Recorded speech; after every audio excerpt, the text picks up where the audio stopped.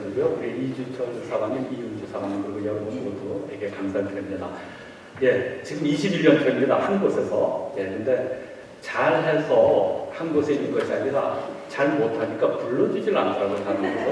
그래서 할 수 없이. 그런데 이렇게 또 황성스럽게 또 이렇게 35주년 집회 기념 부흥성회. 사실 부흥성회 제가 굉장히 익숙지 않습니다. 왜냐하면 그 부흥 집회를 위해서 가끔 어쩌다가 전화 받을 때마다 제가 굉장히 당혹스럽습니다. 왜냐하면은 뭐 여러분 이제 3일 동안 들어보시면 알겠지만 제가 부흥사가 아닙니다. 예, 부흥사가 아니고 그래서 사실 부흥회를 어떻게 제가 진행하고 어떻게 말씀을 좀 전해야 될지 제가 그 사실 거울 보고 좀 연습 좀 했습니다. 좀 멋있게 다이나믹하게 성경을 받아서 뭐 좀 이렇게 해보려고 했는데 너무 익숙하지 않더라고요. 그래서 우리 교회들은 저한테 너무 좀 목회자 좀 냄새가 좀 났으면 좋겠는데 교인들하고 뭐 다른 점이 없대요. 그래서 그런 불평도 제가 좀 듣곤 합니다. 그래서 가끔 가다 어쩌다가 저도 한번 우리 교인들에게 조금 감동을 주려고 주일 아침에 저도 다른 목회자 흉내를 내서 할렐루야 이렇게 했는데 하지 말래요. 너무 징그럽다고. 그래서 제가 하여튼 제가 그냥 있는 그대로 제 스타일대로 그냥 말씀을 전하고 또 함께 은혜 나누는 시간 갖기를 원합니다. 제가 초등학교 다닐 때 국어 교과서에 실렸던 글입니다. 동네 놀이터에 아이들이 놀고 있었습니다. 이때 한 아이가 갑자기 이런 질문을 던졌습니다. 야, 이 세상에서 가장 무서운 것이 무엇일까? 애들은 여러 가지 의견을 내놓습니다. 야, 그래도 세상에서 그래도 호랑이가 가장 무섭지 않냐? 그래도 어떤 아이가 아니야. 내가 생각하기엔 귀신이 더 무서워. 아니야. 도깨비야. 아니야. 궁동묘지가 더 무서워. 뭐 이런 등등 여러 가지 가장 무서운 것에 대해서 아이들이 얘기를 하는데 모두에게 만족스러운 답이 나오지 않았습니다. 그래서 지나가던 사람들에게 한 사람 한 사람 쫓아가서 물어봤지만 역시 그들로부터 역시 흡족한 대답을 듣지는 못했습니다. 그런데 이제 해가 질 무렵에 한 할머니가 놀이터 앞길을 지나갑니다. 이때 이 아이들이 야, 인생을 오래 사신 저 할머니한테 우리 한번 여쭤보자. 아마 오래 사셨으니까 정답을 알고 계시지 않을까. 이런 마음으로 마지막 희망을 품고 할머니에게 쫓아가서 여쭙습니다. 할머니가 생각하기에는 이 세상에서 가장 무서운 것이 무엇이라고 생각하죠? 이때 할머니가 말씀하시기를 얘들아, 세상에서 가장 무서운 것은 망각이란다. 망각. 젊은이도 늙으면 모든 것을 잊는단다. 사랑하는 사람은 물론 사랑하는 마음조차 잊히고 만단다. 그래서 가장 무서운 것은 망각이란다. 해가 지면서 할머니는 갈 길을 가셨고 애들도 뿔뿔이 흩어집니다. 마치 언제 무슨 일이 있었느냐고 묻기라도 하느냐. 놀이터에는 아무도 남지 않았다라는 문장으로 글이 끝납니다. 초등학교 교과서는 이런 글이 실렸는지 모르겠어요. 아마 제가 강원도 출신인데 강원도 초등학교 수준이 한 이 정도니까 망각이라는 단어가 좀 익숙할 정도 좀 성숙해서 그런 이런 글이 실리지 않았나 이렇게 생각하는데 분명히 초등학교 때 실렸던 글입니다. 교과서에. 여기 어르신들이 여러 분 계시는데 여러분들은 어떻게 생각하십니까? 여러분들에게 가장 무서운 것은 무엇이죠? 병 가운데 암이 한동안 가장 무서운 병으로 여겨진 적이 있습니다. 근데 요새는 의사들이 얘기하기를 암보다도 훨씬 더 무서운 것이 혈관 질환이라고 합니다. 뭐 여러 가지 있죠. 뇌졸중, 뇌출혈, 뇌허혈증, 동맥류, 심근경색.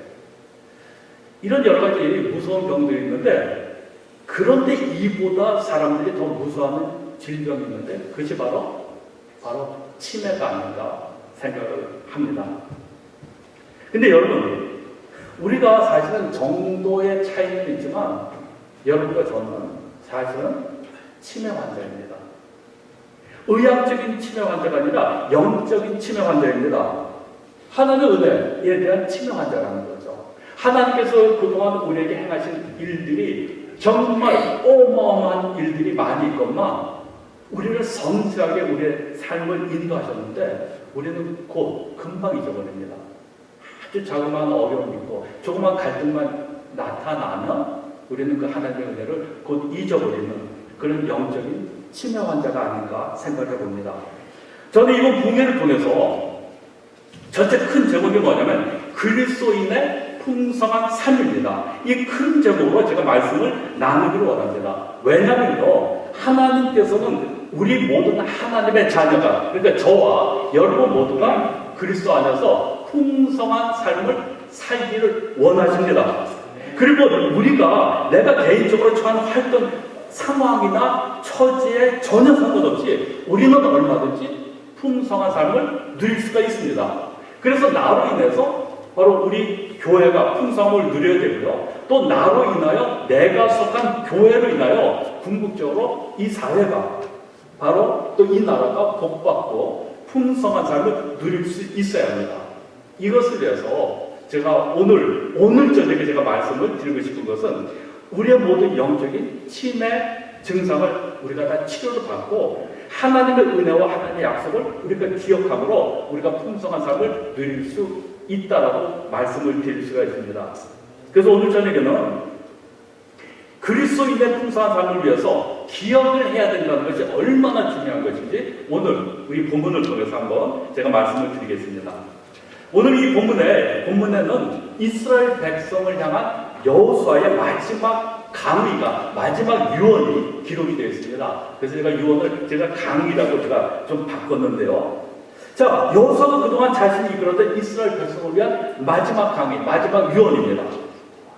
여호수아가 지금 나이가 어떻게 되냐면 110세입니다. 110세로 이제 하나님께로 돌아갈 것을 예감한 여호수아가 이 세상을 뜨기 전에 마지막으로 두 편의 설교를 남기게 됩니다. 첫 번째 설교가 24장이고요. 여호수아서. 두 번째 설교가 23장이고 두 번째 설교가 24장입니다.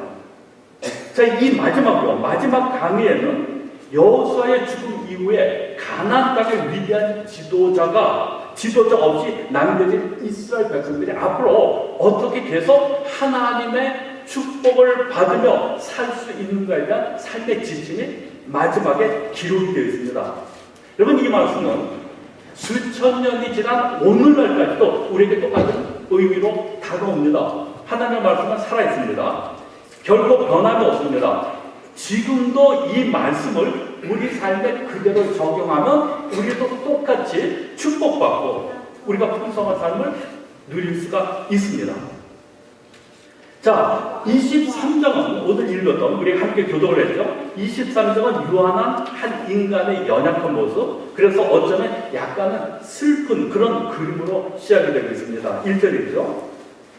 여호와께서 이스라엘의 사방 대적을 다 멸하시고 안식을 이스라엘에게 주신 지 오랜 후에 여호수아가 나이 많아 늙은지라.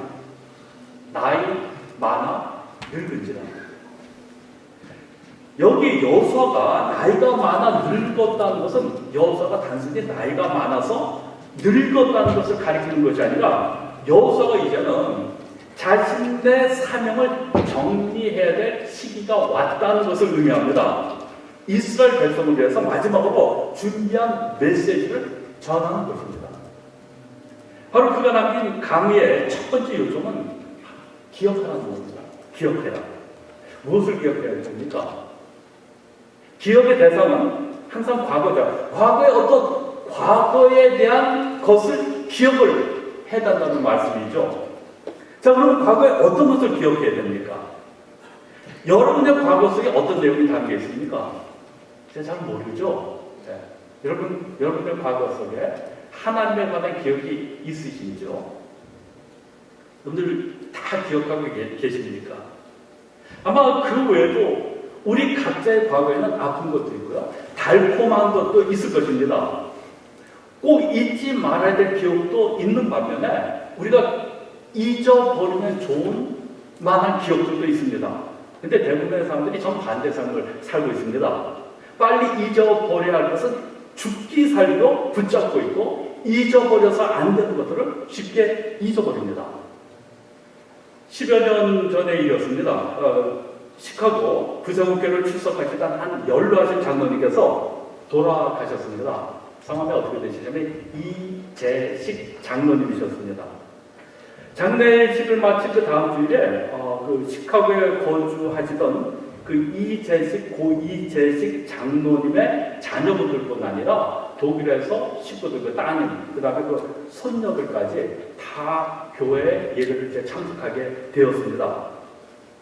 그래서 제가 광고 시간에 이제 그분들을 소개하기 위해서, 유가족들을 소개하기 위해서 제가 오늘 여러분 이재식 장로님 가족이, 유가족들이 오늘 예배 참석을 하시기 위해서 이 자리에 모였습니다 라고 말을 하려고 하는데 제가 그만 이자식까지 하고 이자식. 그래서 한번 생각해 보십시오.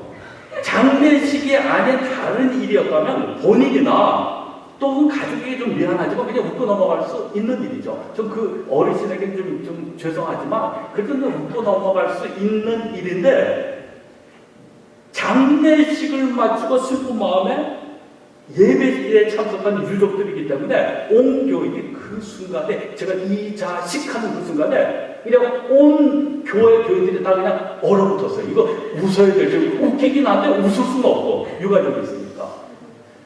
근데 저희 교회 교인들이 정말 좋으신 분들인데 이런 면에서만큼은 정말 못됐어요. 안 잊어버려요. 제 실수를 안 잊어버려요. 지금까지도 가끔 가다가 무슨 할 말이 없으면 저한테 사관님 그때 이 자식이 뭡니까? 제가 장로님한테 3년 전에 제가 농구를 하다가 발목을 아주 심하게 다쳤습니다. 다치고 나서 3개월 동안 3, 4개월 동안에 걷는 것조차 제가 힘들더라고요. 다시 뛸 수 있을 정도로 낫기까지 한 7, 8개월이 걸렸습니다. 그래서 제가 7, 8개월 후에 발목이 거의 다 낫다라고 생각하고 농구를 하기 위해서 제가 옷을 갈아입고 이제 옷을 갈아입고 체육관에 들어가서 제 순서를 기다리는데 안 되겠더라고요. 농구를 하면은 또 발목을 한 7, 8개월 전에 다쳤던 만큼 심하게 다칠 것 같은 그런 기분이 들어서 제가 그냥 서 있다가 제 차례가 올 때쯤 돼서 다시 제가 사무실에 왔다가 못하고 그다음 그 한 서너 번을 계속했던 것 같아요. 그래서 제가 그때 느꼈던 거지, 트라우마라는 거죠. 트라우마가 이게 트라우마구나. 마음의 상처. 제가 육신의 상처인데 이게 마음의 상처가 돼서 다시는 농구를 못해서 지금까지 제가 얼마나 농구를 열심히 했는지 모릅니다. 다른 건 몰라도 제가 농구만큼은 제가 이주철 사관님보다 훨씬 잘할 거예요. 붙어보지 않아요. 제가 농구 정말 잘하고 훨씬 잘할 거예요. 일단 키가 크니까. 장로님 성함은, 그것도 유족 앞에서 이 자식이라고 하는 실수, 그리고 농구하다가 다쳤던 그 경험이 정신적 외상이 트라우마로 남았습니다. 근데 사실 이런 것들은 잊어버리는 것이 삶의 지혜이죠. 여러분, 그러나 하나님에 관한 것만큼은 반드시 우리가 기억해야 합니다. 하나님과 나의 관계에서 중요한 것은 오직 하나입니다. 그것은 반드시 잊지 말고 기억하라는 겁니다. 여호수아서 23장에서 여호수아의 몇 가지 당부 가운데 나의 자신이 살고 내 교회가 살고 이 나라가 살기 위해서 우리가 반드시 해야 할 일이 있는데 일단 기억하라는 말씀입니다. 무엇을 기억합니까? 3절을 보시죠. 3절 제가 읽겠습니다. 너희의 하나님 여호와께서 너희를 위하여 이 모든 나라에 행하신 일을 너희가 다 보았거니와 너희의 하나님 여호와 그는 너희를 위하여 싸우신 이십니다. 자, 이스라엘 백성들이 다 하나님께서 그들을 위해서 어떻게 싸우셨는지를 다 그들이 봤습니다. 이것을 기억하라는 거죠. 이것을 기억하라는 겁니다. 제가 어렸을 적에 저보다 3살 많은 형님과 어렸을 적부터 이 형님과 관계가 좋지 않았습니다. 정말 여러 가지 일에 있어서 꼬여왔습니다. 부끄러운 일이지만. 그런데 지금 아직까지도 회복되지 않았습니다. 그럼에도 불구하고 관계가 끊어질 수 없는 이유는 절대 포기할 수 없는 이유가 있는데요. 물론 피를 낳은 형제이기도 하지만 오래된 확실한 기억이 저에게 있기 때문입니다. 한 번은요, 제가 그 강원도 평창에서 어린 시절을 보냈거든요. 제 고향은 강원도입니다. 강원도 평창에서 살 때 초등학교 2학년이지 3학년 때 홍수로 인해서 강이 범람을 하게 됐습니다. 그래서 그 홍수를 구경한다고 나갔다가 그만 발을 헛디뎌서 제가 강물에 빠졌어요. 아주 오래된 일인데 지금도 눈에 선해요. 아주 너무 뜨겁대요. 그래서 제가 나 이제 죽는구나. 나 이제 강물에 떠내려가는데 그때 저희 형님이 저를 위해서 물에 뛰어드는 모습을 제가 봤는데 죽을 때까지 잊을 수가 없어요. 우리 형님이 이런 분이구나. 그 이후로 뭐 여러 가지 일로 인하여서 뭐 이렇게 좀 그 관계가 좀 힘든 관계이긴 하지만 제가 그 기억 때문에 우리 형님이 지금도 내게 동생에게 어떤 어려운 일이 있으면 나를 위해서 물에 뛰어들 형님이구나. 그 외에도 제가 그 동네에서 싸우다가 제가 신나게 두들겨 맞을 때 저희 형님이 쫓아왔던 그 기억이 있습니다. 바로 이 믿음 때문에 바로 저와 형님과의 관계가 저는 결코 지금 당장은 불편하지만 항상 그 관계가 회복될 것임을 제가 항상 믿고 있는 것이 저희 형님이 나를 위해서 한 일을 기억하고 있기 때문입니다. 여러분, 이와 같이 하나님께서 우리를 위해서 대적하는 자들을 위해서 대신 싸워주셨습니다. 자, 그런데 하나님은 이스라엘 백성을 위해서 늘 싸워주시고 대신 싸워주시고 함께 싸워주셨을 뿐 아니라 그들에게 주신 것이 있습니다. 4절을 보면요, 보라 내가 요단에서부터 해지는 쪽 대까지에 남아있는 나라들과 이미 멸한 모든 나라를 내가 너희를 위하여 집을 뽑아 너희의 지파에게 기업이 되게 하셨느니라. 그들에게 땅을 주셨습니다. 여러분, 우리 모두에게 하나님께서 우리에게 기업을 주셨잖아요. 기업을 주셨습니다. 다 달란트를 주셨습니다. 각자 믿음의 분량대로 또 능력에 맞게 우리에게 기업을 주셨습니다. 어떤 사람은 분배된 기업 열심히 일을 해서 성실함으로 잘 관리했지만 어떤 사람은 게으르거나 아니면 미련하게 관리를 한 결과로 조금 지금 우리의 기업이 조금 좀 그 크기가 다르긴 하지만 분명한 것은 하나님께서 우리 모두에게 기업을 주셨습니다. 우리에게 뭔가를 맡기셨습니다. 다 하나님께로부터 왔습니다. 이것을 기억하십시오. 자, 그럼 구절을 보시면 하나님께서 우리를 위해 우리의 대적들을 쫓아내 주셨다는 것을 또 볼 수가 있습니다. 이는 여호와께서 강대한 나라들을 너희 앞에서 쫓아내셨으므로 오늘까지 너희에게 맞선 자가 하나도 없었느니라.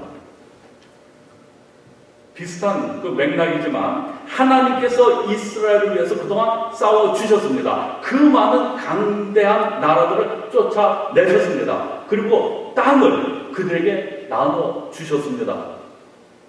자, 애굽의 삶으로 한번 돌아가 보죠. 하나님께서 이스라엘이 애굽을 떠날 수 있도록 하셨습니다. 100% 하나님께서 하신 일입니다. 이스라엘이 애굽을 떠난 바로 그날부터 하나님께서 계속 그의 백성을 위해서 싸우셨습니다. 출애굽 때 애굽 군대가 쫓아왔지만 그들은 어떻게 했습니까? 바다에 홍해에 수장시켜 버렸습니다. 또 아말렉을 물리치셨고 가나안을 향해 진군하는 도중에 만난 모든 적들을 물리쳐 주셨습니다. 약속의 땅 가나안에 있는 열방들과 싸울 때도 늘 승리하게 하셨습니다. 여러분, 여호수아 전체를 보면요, 여호수아와 이스라엘이 지금까지 전쟁을 몇 번 이기고 몇 번 패할 줄 아십니까? 백전백승입니다.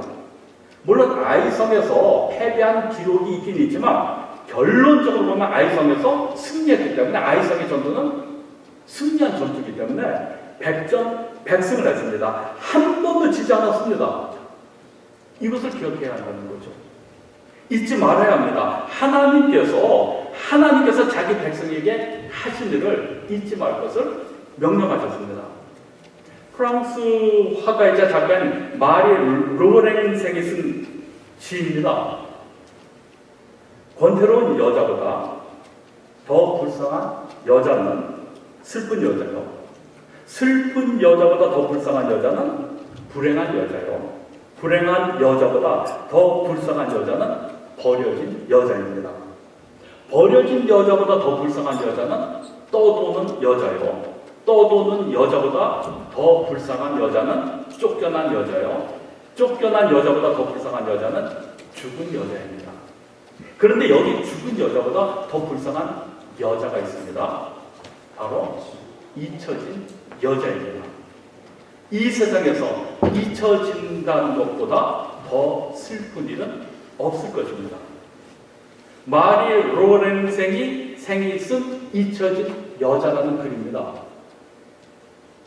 근데 여러분, 하나님께서 가장 싫어하시는 것이 있는데요.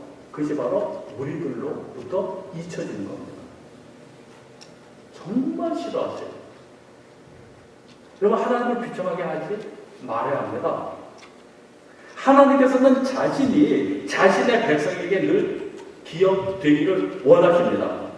바로 이것이 예배입니다. 왜 우리가 예배를 드리죠? 왜 우리가 예배를 드립니까? 지금까지 지내온 것 주의 크신 은혜라. 하나님께서 나의 삶 가운데서 어떻게 역사하셨는지 그것을 우리가 알고 기억하는 것. 바로 이것이 예배라는 것이죠. 자, 그 증거가, 결정적인 증거가 여호수아 5장에 나와 있습니다. 이스라엘 백성들이 40여 년 동안 시내 광야에서 방황하다가 드디어 요단강을 건너 가나안 땅에 들어왔습니다. 가나안 땅을 정복한 이후에 들어온 것이 아닙니다. 지금 가나안의 모든 족속들이, 7 족속들이, 정말 강대한 족속들이 아직까지 버티고 있을 때, 지금 이 순간에는 이스라엘 백성들이 단 한 뼘의 땅도 정복하지 못한 상태에서 바로 요단강을 건너서 일단 가나안 땅에 들어왔습니다. 자, 요단강을 건너서 가나안 땅에 들어왔다는 것은 이제 적진에 들어왔다는 뜻입니다. 자, 사방팔방에 적군으로 둘러싸여 있습니다. 자, 그리고 뒤에는 뭐가 있죠? 방금 요단강을 건너왔기 때문에 요단강이 뒤에 있습니다. 이걸 뭐라 그러냐? 배쇄진을 친다고 그러는 거죠. 자, 이제 언제 가나안 족속이 쳐들어올지 알 수가 없습니다. 그래서 그들에게 가장 중요한 것은 바로 전쟁을 준비하는 일이었습니다. 여러분, 전쟁 준비에 관한 이스라엘 백성에게는 가나안 족속과 비교할 수 없을 정도로 모든 면에 있어서 부족했을 것이 틀림없습니다. 그래서 지금 당장 요단강을 건너왔습니다. 지금 사방팔방에 지금 적들에 둘러싸여 있는 이 상태에서 빨리 화구 준비해야 되고 창검을 더 확보해야 되고 또 오합지졸인 이스라엘 백성들 빨리 군사훈련도 받아야 될 거 아닙니까? 그런데 요단강을 건너자마자 하나님께서 이스라엘 백성에게 주신 첫 번째 명령이 뭔지 아세요? 할례를 받아라. 그러면 할례가 뭔지 아세요? 아시죠? 예, 모르시는 분은 저한테 묻지 마시고요. 나중에 이주적 사람한테 한번 여쭤보시죠. 할례가 뭔지. 근데 하여튼 이렇게 말씀드릴 수 있잖아요. 뭐 다 아시겠지만 간단하게 말씀드리면 할례를 받으면요, 며칠 동안 꼼짝달싹 못합니다. 자, 이스라엘의 모든 남자들이 할례를 받은 것이 알려진다면, 그래서 꼼짝달싹 할 수 없이 그냥 있을 수밖에 없다는 것이 알려지면 가나안 군사들이 지체 없이 공격할 것이 뻔합니다.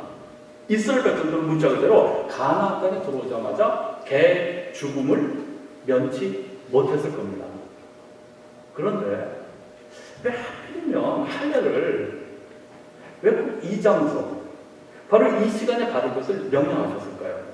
한번 우리가 상식적으로 한번 생각해 보자고요. 할례를 이왕 받을 거면 요단강을 건너기 전에 좀 안전한 곳에서 할례를 받는 게 더 좋지 않을까요? 이제 전쟁을 준비해야 되잖아요.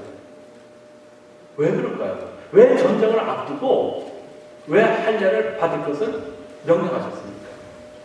그것은 뭐냐면요, 전쟁 준비보다 더 중요한 것은 할례를 통해서 과연 이스라엘 백성이 누구의 백성인지, 누구에게 속한 백성인지를 확인하고 기억하는 것이 가장 중요하다는 것이죠. 이것보다 중요한 건 없습니다. 내가 누구인가, 나의 주인이 누구인지 아는 것이 전쟁을 준비하는 일보다 훨씬 더 중요하다는 뜻입니다. 그래서 그들에게 할례를 명령했습니다.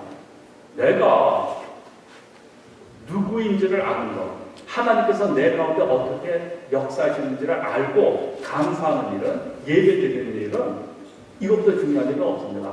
구세군은 어떤 사역보다 중요합니다. 자선냄비보다 중요합니다. 내가 하나님 은혜 가운데 어떻게 살아가는지를 우리가 알고 기억해야 합니다. 자, 그런데 이번에는 할례를 끝나자마자 그들에게 무슨 절기가 다가왔냐면 유월절이 다가왔습니다. 그리고 유월절을 지켰습니다. 자, 유월절이 뭔지 설명을 잠깐 드릴게요. 유월절은 이스라엘 백성이 애굽을 탈출할 때 하나님께서 그들을 장자가 죽는 재앙으로부터 구원해 주신 것을 기념하기 위해서 제정된 절기입니다. 자, 여호수아 5장에서 이스라엘 백성이 길갈에서 유월절을 이제 지키게 되는데, 이 유월절을 지킨 사건은 애굽을 탈출한 그 이듬해 시내 광야에서 두 번째 유월절을 지킨 이후에 처음으로 지킨 겁니다. 자, 출애굽하기 전에 죽음을 피하기 위해서 장자가 죽는 그 재앙을 피하기 위해서 유월절을 그들이 지켰고, 그 다음에 홍해를 건넌 다음에 한 번 지켰고, 그 다음에 40여 년이 지난 다음에 이거 역시 요단강을 건넌 다음에 그들이 유월절을 지켰습니다. 한번 이것도 한번 또 상식적으로 한번 생각해 보죠. 자, 그동안 40여 년 동안 가까이 지키지 않았던 유월절, 왜 또 하필이면은 여기서 또 지켜야 되냐는 거죠. 요단강을 건너기 전에 안전한 곳에서 지키면 어때서 꼭 요단강을 건넌 다음에 정말 이렇게 정말 긴박한 이런 상황 속에서 왜 유월절을 지켜야 했냐는 것입니다. 여러분, 유월절 지키는 것이 굉장히 힘듭니다. 할례만큼이나 힘든 일입니다. 왜냐면요, 출애굽기 12장에 의하면 유월절을 지키기 위해서 뭘 해야 되냐면 각 가족대로 그 식구를 위해서 어린 양이나 염소를 잡아야 합니다. 만약 식구 수가 적으면 이웃들과 함께 이제 사람 수에 따라서 하나를 잡아야 합니다. 자, 그러면 이스라엘 백성에게 그때 유월절을 지키기 위해서 양이나 염소가 몇 마리 정도가 필요했을 것 같아요. 그 당시에 대체적으로 신학자들이 얘기하기를 그 당시 이스라엘 백성들은 한 200만으로 봤습니다. 인구를. 자, 200만입니다. 근데 만약에 20명당 하나씩 양이나 염소 한 마리를 잡아야 되면 몇 마리 잡아야 되죠? 예? 10만 마리. 10만 마리의 양과 염소가 필요했습니다. 여러분 한번 상상을 해보십시오. 자, 이 양과 염소를 한 날에 한꺼번에 죽여서 먼저 그 피를 받아다가 뭘 해야 됩니까? 유월절을 지키기 위해서 문 좌우, 문설주에 그 다음에 임방에다 바릅니다. 그 다음에 고기를 구워서 먹는데 여기 보면은 머리와 정강이와 내장을 모두 불에 구워 먹어야 됩니다. 그러면 어떻게 됩니까? 이걸 다 이렇게 해체를 해야 됩니다. 칼로. 자, 양 한 마리에서 나오는 피가 어느 정도 될 것 같아요? 모르겠어요. 잘 모르지만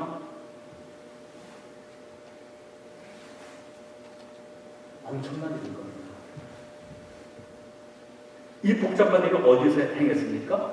바로 요단강을 건너는 길갈이라는 곳에 됐는데, 길갈이 어디냐면요, 바로 난공불락 요새로 여겨졌던 여리고성 옆이 바로 길갈이었습니다. 그 여리고성 사람들이 이스라엘 백성을 이렇게 쳐다보고 있었을 거예요. 할례를 받는 모습도 봤고, 그 다음에 유월절을 지키는 모습을 봤을 겁니다. 자, 이날 10만 마리의 양이나 염소가 죽었습니다. 그리고 그 피를 받아서 집 대문 좌우 문설주와 임방에 발랐습니다. 양과 염소의 머리와 정강이와 내장을 모두 불에 구워 먹기 위해서 모두 제대로 해체를 했어야 됐습니다. 여러분, 이때 이 과정 속에서 그들이 무엇을 보고 어떤 냄새를 맡았을까요?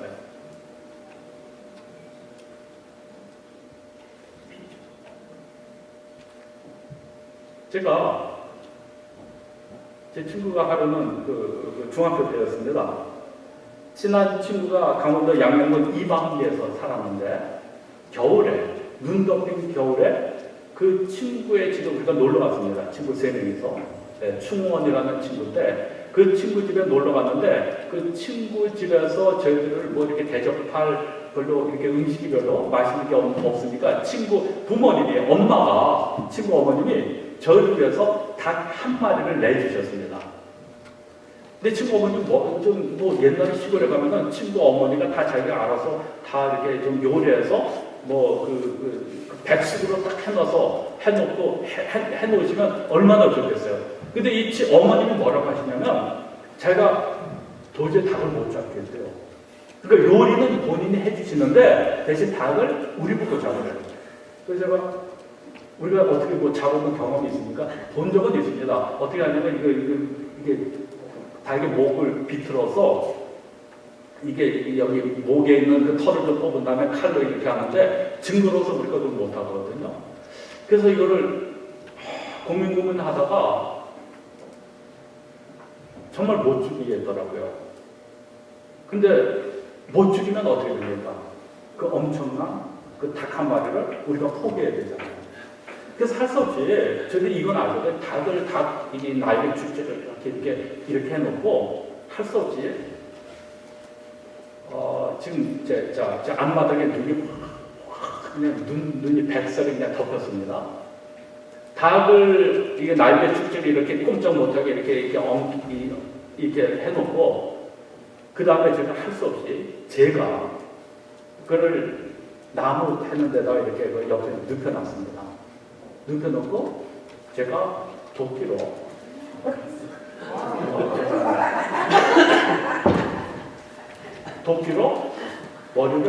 머리가 아니라 목을 쳤습니다. 왜? 닭이 먹고 싶어서. 백숙이 먹고 싶어서. 제가 정말 그렇게 잔인한 사람이 제가 아닙니다. 잔인한 사람이 아닌데 너무 닭고기가 먹고 싶으니까 너무 백숙이 먹고 싶어서 할 수 없이 제가 도끼로 목을 치니까 어떻게 되겠습니까? 목이 떨어져 나가면서 닭이 너무너무 충격을 받아가지고 날개 축지가 풀리면서 머리 없는 닭이 하늘을 날아서 뭐 여기 푸드덕하는데 그날따라 눈 덮인 앞마당에 그 피가 흘려지는 거예요. 여러분 제가 가끔가다 닭 생각하면 무엇을 생각하겠습니까? 닭 1마리에서 난 그 피 때문에 그게 죽을 때까지 그 피가 제 머릿속에서 없어지지 않는 거예요. 그 기억이. 자, 다시 한번 보십시오. 유대인들이 유월절을 지내면서 무엇을 생각했겠습니까? 우리가 애굽에 있을 때 400여 년 동안 바로의 노예로 살 때 유월절 사건을 통해서 그 사건을 통해서 우리가 해방되었구나 라는 것을 생각하는 거죠. 유월절을 생각할 때마다 유월절을 지킬 때마다 그들이 무엇을 생각하냐면 피로예요. 유월절 하면은 패스오버 하면은 그들이 상상만 되는 것이 아니라 실제로 그 단어만 들어도 바로 코에 피비린내가 이렇게 확 스치고 갈 수밖에 없다는 겁니다. 이것을 기억하라는 거예요. 이것을 기억하라는 거예요. 왜 유월절 사건을 우리에게 주셨습니까? 우리를 위해서 피를 흘리신 예수 그리스도의 보혈을 기억해야만 우리가 승리할 수 있다는 겁니다. 이것이 바로 우리의 신앙의 기초가 되어야 됩니다. 저는 미국에 이민 올 때 뉴욕으로 왔습니다. 도착하자마자 일주일 만에 이민 정착 과정에서 빠질 수 없는 것이 뉴욕에서는 야채 가게에서 일을 하는 겁니다. 제가 야채 가게 3개월 동안 열심히 일을 하다가 그 가게가 3개월 만에 팔리더라고요. 근데 야채 가게가 다른 사람에게 팔린 것이 아니라 야채 가게 자체가 팔리면서 다른 가게로 전환이 되는 바람에 제가 직장을 잃었습니다. 그 다음날부터 저는 신문 구직란을 보고 전화를 걸어서 야채 가게를 찾아갔습니다. 신문 보고 어제 전화를 드렸던 사람입니다. 그러니까 그 야채 가게 주인마다 제가 이것도 기억을 해요. 생생해요. 위아래로 제가 오면 이렇게 위아래를 훑어보고 전화번호 남기고 갔어요. 그러고는 그 다음날 전화를 제가 한 10군데, 20군데를 찾아다녀도 그 다음날 제가 전화가 안 와요. 왜 그런지 아세요? 제가 제 키에, 이건 큰 키는 아니고 우리 김용기 정대님보다는 제가 그렇게 큰 키는 아니지만 이 정도 키에 그 당시에 130파운드였어요. 130. 그 과일 박스를 하루에 103개, 203개씩 들어야 되거든요. 이게 가능이 있겠습니까? 맨 밑바닥 인생이 야채 가게에서 일을 하는 건데 그게 안 되더라고요. 그 다음에 그래서 어쩌다가 제가 무역회사에 들어가서 일을 하게 됐습니다. 근데 말이 무역회사지 온갖 허들의 일을 제가 다 했습니다. 비참했어요. 제가 굉장히 큰 게 한 7, 800명 모이는 한의교회를 다녔는데 제가 그 무역회사를 다니면서 제가 했던 주 업무 가운데 하나가 점심 식사 때 되면은 제가 점심 식사를 사서 회사에다 갖다 주는 일이었습니다. 그래서 아서원에서 짜장면 짬뽕을 이렇게 자꾸 들고 두 손으로 겨우겨우 들고 나오다가 우리 교회 우리 같은 찬양대 섰던 우리 집사님 또 만나기도 하고요. 그러다 나중에 이제 드디어 제가 추록 운전을 하게 되었습니다. 추록 운전. 와, 그런 주인 밑에 사장 밑에서 그런 사람들 보다가 제가 혼자서 추록 운전을 하니까 정말 기분이 좋았습니다. 근데 추록 운전을 하다가 존 F 케네디 에어포트에서 물건을 나르다가 허리를 굉장히 심하게 다쳤습니다. 어느 정도 다쳤냐면은 나중에는 휴지를 제가 못 줍겠더라고요. 서랍을 제가 못 하여튼 손으로 뭔가 이렇게 잡으려고 하면은 허리가 아파서 너무 힘들었습니다. 그 당시에 대학도 중퇴한 상태였고 그 다음에 영어를 제대로 하나요? 그때 제가 야채 가게에서 야채 가게 그 직장도 제대로 구할 수 없는 그 상태에 제가 어떤 아리따운 여자분을 전화를 받았습니다. 장호희 씨, 신문에 보니까 어디 야채 가게 점원을 구하는데 여기 한번 여기도 한번 가보시죠. 저한테 그러더라고요. 그런 관심과 호의에 제가 홀딱 빠져서 그 여자를 사랑하게 되었습니다. 근데 그 여자와 나중에 젊은 나이에, 좀 어린 나이죠. 젊은 나이가 아니라 어린 나이에 제가 결혼을 할 생각을 하고 결혼을 하려고 했는데 온 세상이 다 반대합니다. 담임 목사님 반대하고 모두가 처제가 반대하고 온 세상이 저를 반대하더라고요. 처제가 하고 오더니 장호일 씨, 우리 언니하고 절대 결혼 못합니다. 그러면서 못하는 절대 결혼하면 안 되는 이유 5가지를 얘기하더라고요. 5가지. 막 얘기를 해요. 그때 제가 그 당시에 저의 마음을 대변해줬던 노래가 있었습니다. 죄송합니다. 찬양곡이 아니라 이런 노래였습니다. 술 마시고 노래하고 춤을 춰봐도 가슴에는 하나같이 슬픔뿐이네. 무엇을 할 것인가 둘러보아도 보이는 것 모두 둘러앉았네.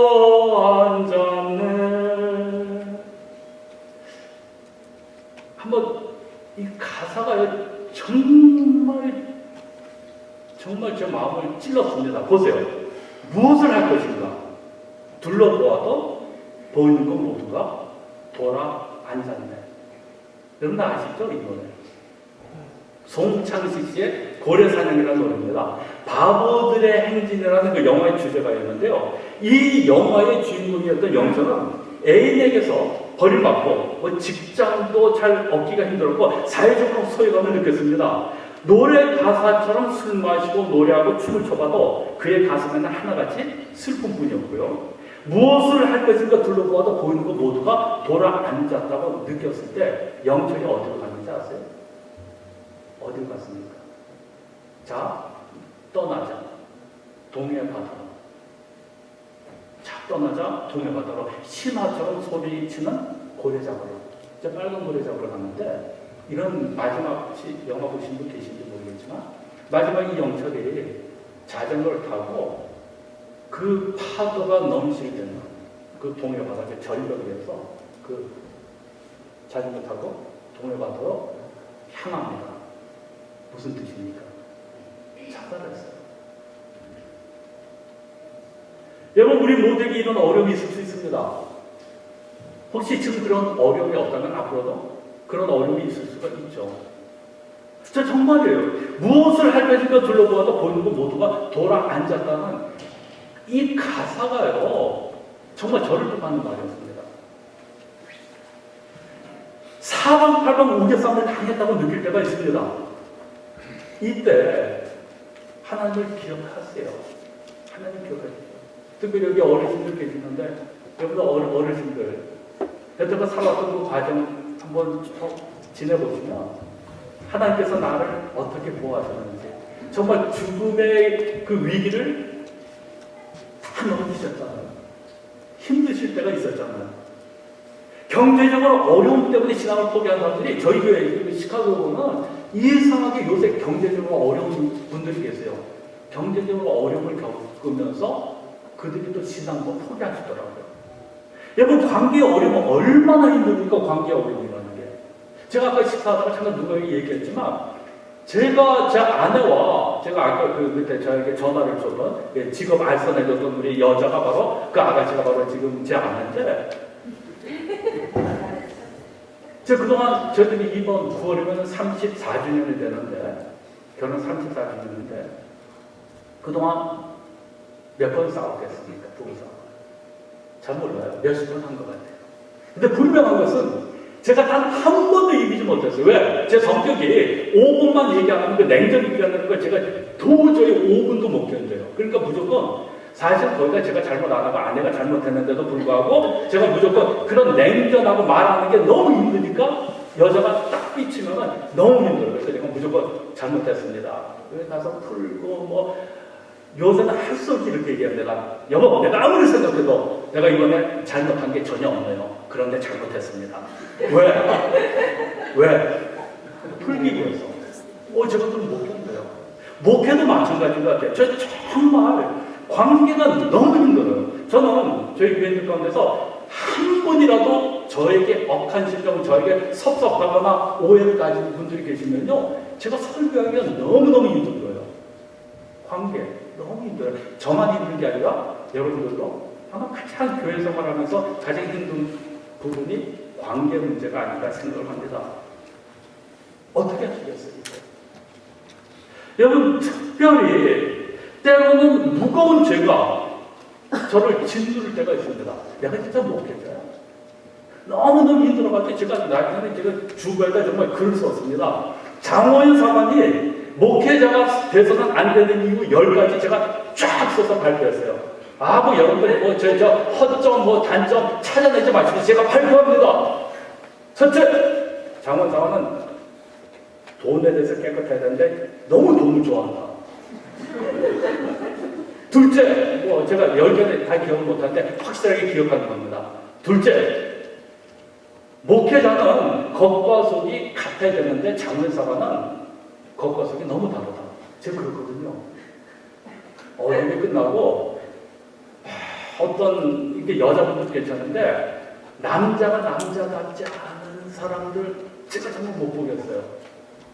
그런데도 불구하고 한 분도 빠짐없이 저 뒤에 서서 이 세상에서 가장 자비의 얼굴로 할렐루야.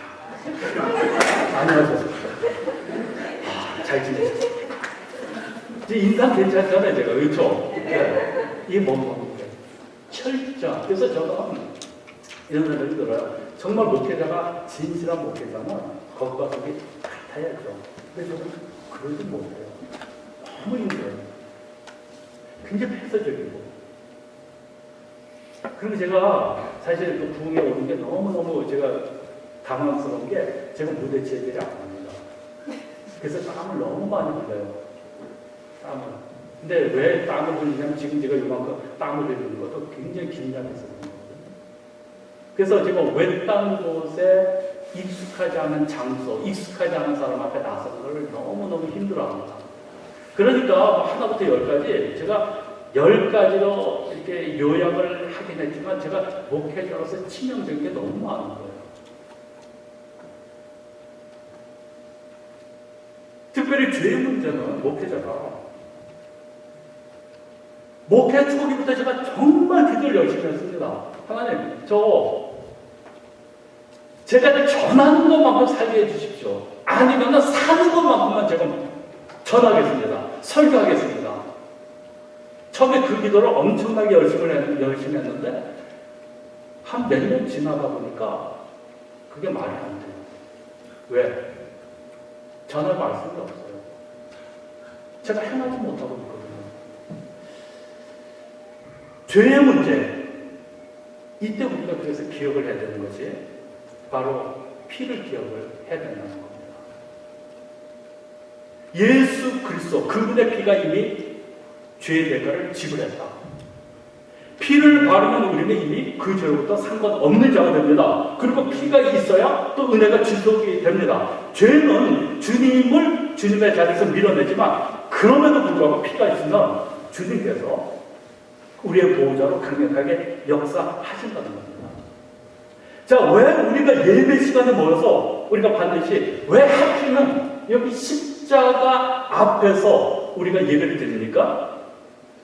십자가 위에서 흘리신 예수 그리스도의 보혈을 찬송하고 경험하는 겁니다. 찬송하고 경험한다는 것이 바로 십자가의 은혜를 기억하는 거죠. 여러분, 이것을 통해서 주님의 보혈의 능력을 잊지 않을 수 있다는 거죠. 예배를 통해서. 그래서 다시 사탄이 우리의 수치를 자꾸 끄집어냅니다. 지금도 21년째 되는데도 불구하고 계속해서 가끔 네가 목회자야? 네가 목회자야? 이중인격자. 살지도 못하면서 점점 뻔뻔해집니다. 뻔뻔하지 않으면 목회를 못해요. 여러분, 사실은 목회가 왜 힘드냐면요, 너무 어떻게 처절합니다. 제가 뻔뻔해야 되는데 뻔뻔하기가 쉽지가 않다는 거예요. 이게 계속해서 굉장히 갈등으로 다가옵니다. 설교하고 나서요, 설교 정말 어떨 때 멋지게 할 때가 있어요.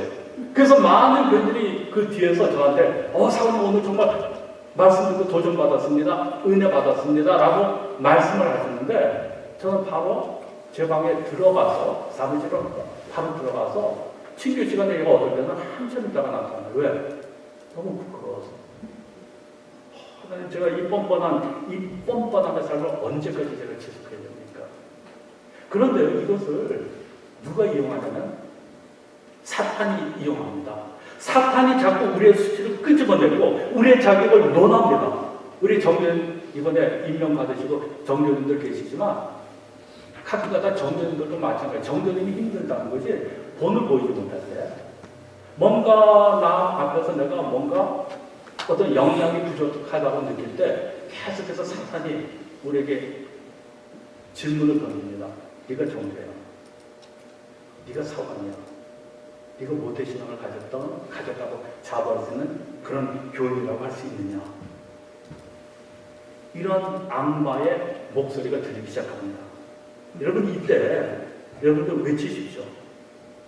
예수 그리스도의 피가 나의 죄를 용서하시고 나를 하나님의 자녀로 삼아주셨다. 이 더럽고 추악한, 이 더러운 타락한 사탄아, 영원히 불 속에서 고통을 받는 이 사탄아, 나사렛 예수 그리스도의 이름으로 명하니 썩 물러갈지어다. 이 더럽고 추한 귀신아, 물러갈지어다. 여러분들 예수 그리스도의 이름으로 쫓아내십시오. 아멘. 우리 마음 가운데 뭐가 있습니까? 예수 그리스도의 보혈의 공로가 우리 가운데 있고 그 보혈의 공로로 우리가 이미 하나님의 자녀가 되었습니다. 누가 뭐라 그래도 저는 목회자로 부름을 받았습니다. 잘나서 부름을 받은 것이 아닙니다. 제가 왜 선택을 받았는지 저도 모릅니다. 왜 내가 하나님의 자녀로 선택받았는지 정말 몰라요. 근데 분명한 사실은 제가 하나님의 자녀라는 거죠. 하나님으로부터 하나님의 일을, 사역을 감당할 사관으로 제가 부름을 받았어요. 그래서 지금은 이게 뻔뻔한 차원이 아니라 이제는 자신감입니다. 뻔뻔해야만 했던 과정이 있었지만 이제는 자신감이 있는 거죠. 얼마든지 사탄, 너 다시는 나를 미혹하지 마라. 제가 외칠 수가 있습니다. 여러분, 여호수아가 지나온 자기 인생길과 이스라엘의 여정을 돌아보면서 하나님에 관한 분명한 결론을 내릴 수가 있었습니다. 그건 뭐냐면 바로 너희 여호와, 그는 너희를 위하여 싸우신 분이셨다. 이것을 기억하라는 말씀입니다. 여러분 모두가 하나님께서 여러분들 위해서 싸우셨고 또 앞으로도 싸우시고 또 사실은 이미 승리하신 바로 예수 그리스도의 보혈 그것을 잊지 마시고 여러분들 남은 생에 꼭 승리하시면서 살아가시기를 주님의 이름으로 축원드립니다. 아멘.